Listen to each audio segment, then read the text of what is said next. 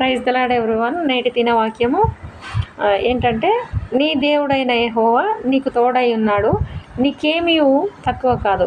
ఇది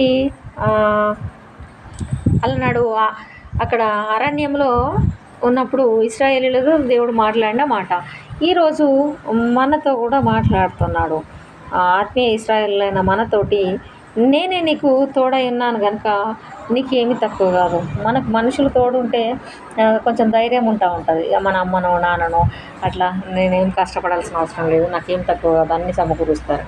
కానీ ఇక్కడ దేవుడు తోడై ఉన్నాడు అన్నాడు. అలనాడు అరణ్యంలో వాళ్ళు ఉన్నప్పుడు వారికి ఏమన్నా కష్టపడ్డట్టు, అది చేసినట్టు, పని చేసుకొని తిన్నట్టు చూస్తామా? చూడం. వాళ్ళ బట్టలు పాతకు కాలేదు, చెప్పులు అరిగిపోలేదు, అక్కడ వారు అన్నం ఏం వండుకోలేదు, మరి ఏం తిన్నారు? పరలోకం మన్నా తిన్నారు. వాళ్ళకు వాటర్ ఇచ్చింది దేవుడు. కూరల మాంసం కంటే అవి మంచిగా ఉన్నాయి అన్నట్టు చూస్తూ ఉంటాం. ఇక్కడ దేవుడే తోడై ఉన్నాడు కనుక మనకేమీ తక్కువ కాదని దేవుడు మనతో మాట్లాడుతున్నాడు. సో మన కష్ట పరిస్థితులలో, క్లిష్ట పరిస్థితులలో మనం ధైర్యంగా ఉండాలి. దేవుడే నాకు తోడై ఉన్నాడు కాబట్టి నాకేం తక్కువ కాకుండా అన్నింటినీ సమకూరుస్తారు అనే ధైర్యంతో ఉండాలని ఈ వాక్యం ద్వారా దేవుడు మనతో మాట్లాడుతున్నాడు. Thank you everyone. May God bless you all.